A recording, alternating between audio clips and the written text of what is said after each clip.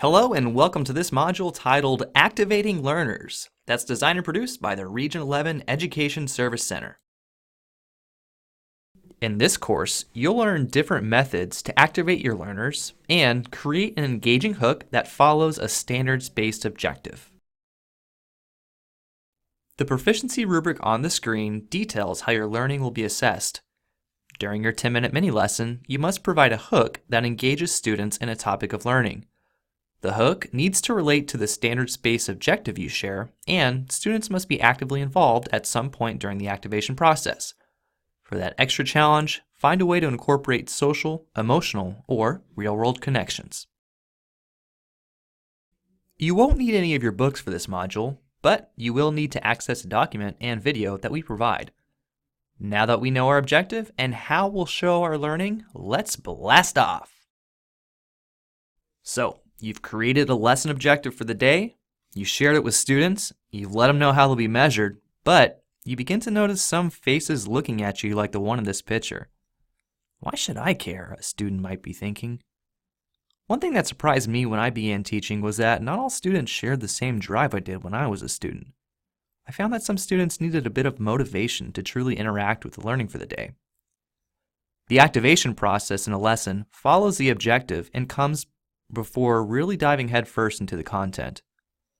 The activation process, sometimes called the hook or engagement piece, serves as a transition from the objective to the core learning. The activation builds interest, connects the content to students in a way they find palatable, and addresses student motivation and willingness to learn. The beginning of class is arguably the most important in making the learning intentions clear and creating excitement for the day's learning.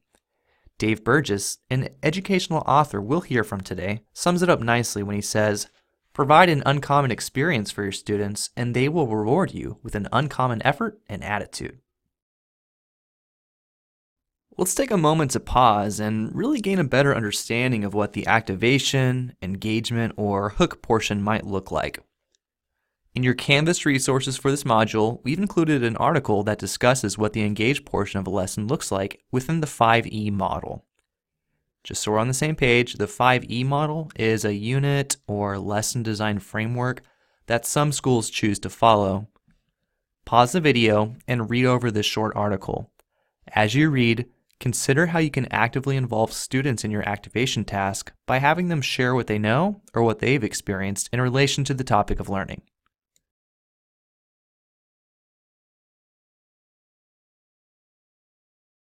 One of the key points from the article is that before diving deep into direct instruction, we need to plan for some sort of attention getter. Pirate persona education author Dave Burgess details several ways to hook students in his book, Teach Like a Pirate. Stop and locate the video of Dave Burgess in your Canvas resources. As you watch the video, consider the metaphors Dave Burgess uses to validate the activation portion of a lesson. Begin thinking about how you might help engage students in the learning you established from the standards-based objective module.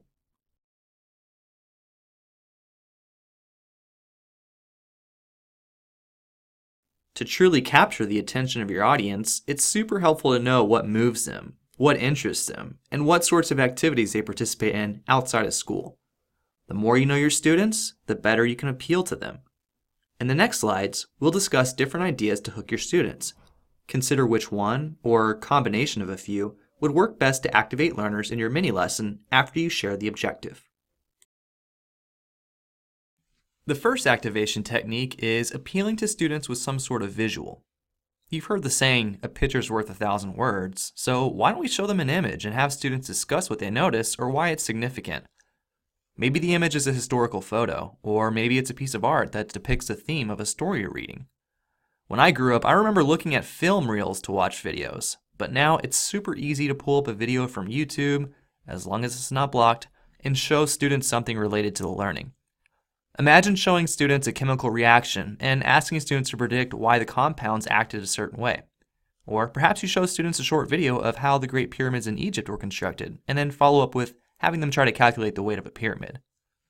Some websites, such as Google Earth and Nearpod, have virtual reality or VR functions that allow students to see what a famous location looks like, which is a powerful immersion tool to help students gain a better understanding of the setting of a text.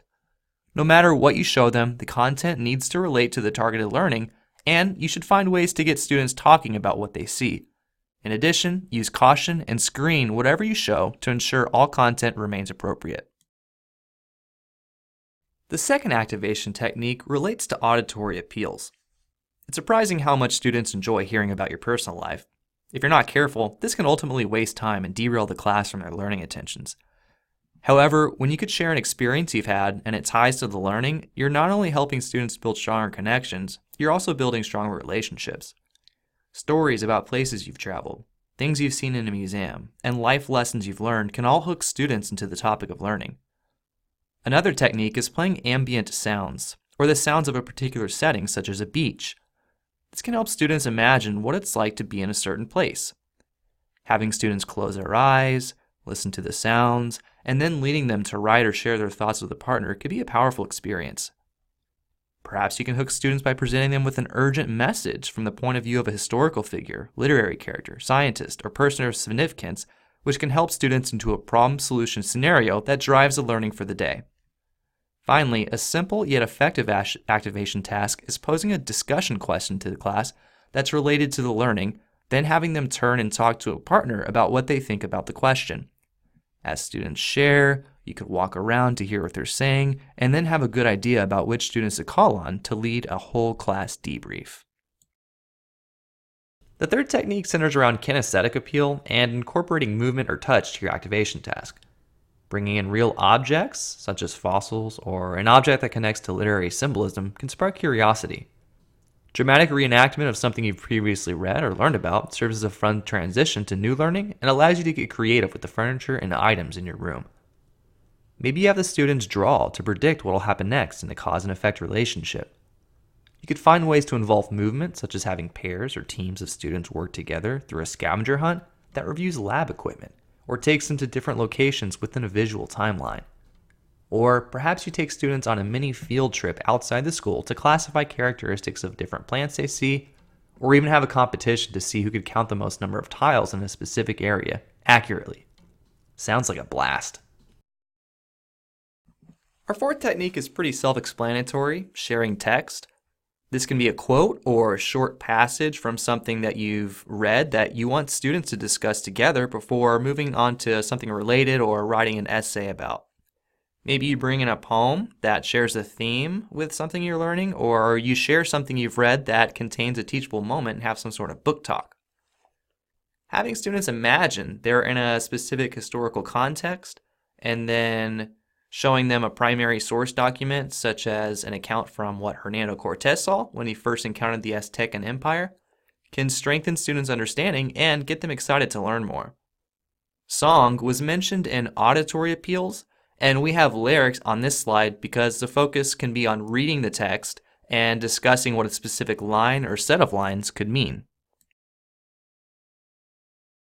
Our final set of recommendations for the activation portion of a lesson relates to the real-world connections between the content and students' personal lives. Connecting learning to current events or hot topics, not the clothing store, shows that the learning matters and we're still trying to solve these problems today. Relating the content to something adults do in the workforce or relating it to money has the same sort of effect. Presenting students with an authentic problem, such as knowing how much wood to buy for the perimeter of a garden box you're working on at home, helps create memorable experiences. Food or drink can fall under the category of kinesthetic appeals, but we've placed it here to make the connection of bringing in real-world objects students are familiar with to make a specific point. Maybe it's deciding whether or not ramen is healthy in a health class by analyzing the nutritional facts, or identifying where a product comes from and discussing what it took to get to the grocery store in an economics class. Some of the best real-world connections appeal to the social, emotional aspects that children face. Creating opportunities to talk about healthy relationships, being honest, standing up for what's right and true in the face of negativity, and being willing to take a risk allow you to lead safe conversations about life lessons and tie them into the context of the day's learning. Congratulations, you did it! You've learned about the importance of engaging students at the beginning of your lessons and have heard several techniques for activating learners. Let's review the proficiency rubric one last time to see how you'll show your learning within the context of a 10-minute mini lesson. Following sharing your lesson objective, you'll provide a hook that engages students in a topic of learning that's of course related to the objective. Your students need to be active in this process. This means they need to either turn and talk to each other, share their experiences or what they know about the day's learning, do a quick write, or all the above. For that extra challenge, the hook should contain real-world connections or teach a life lesson about a social or emotional concept. The next slide will contain a few tips for your upcoming mini lesson. So first, examine your lesson objective that you created in standards-based objectives and try forecasting some of the learning tasks that are going to lead students to be successful with the objective. We're not going to see those learning tasks in any form. It's just a way for you to make sure that your hook is aligned to your objective and the eventual learning task that could potentially take place. Then, of course, you'll be ready to design your hook that builds on students' interests and motivates them to participate in their learning tasks. If you do need to go back to the drawing board and select a new TEKS and create a new lesson objective for the sake of having an aligned hook, please do that. The purpose of this mini lesson is to connect the state standard to the lesson objective and then an activation task. Although we've placed a lot of emphasis on the hook, in reality, we don't want this to take a large portion of the class, and for this mini lesson, it should take about 5 to 8 minutes. Remember, you'll start off by sharing the daily lesson objective, which will of course take a few minutes. Activating learners is a time for you to show your passion and personality. So be creative, but also purposeful. The hook should realistically relate to the day's learning and not just be a cool video you found on YouTube. Finally, be sure to involve your students. We're excited to see what you come up with, but just note that the hook can be as simple as asking students to share what they know about the topic or asking them to share previous experiences they've had with the learning, and then you could pose a high-interest question and use students' responses to lead a whole class debrief. Thanks for watching Activating Learners that was designed and produced by Region 11 Education Service Center. Your attention to building strong hooks will go a long way in showing that you not only care about your content, but your students as well. Planning for these sorts of tasks will help you stand out from good to great. This presentation referred to materials from this slide. Images were taken from Pixabay, Haiku Deck, and 123RF.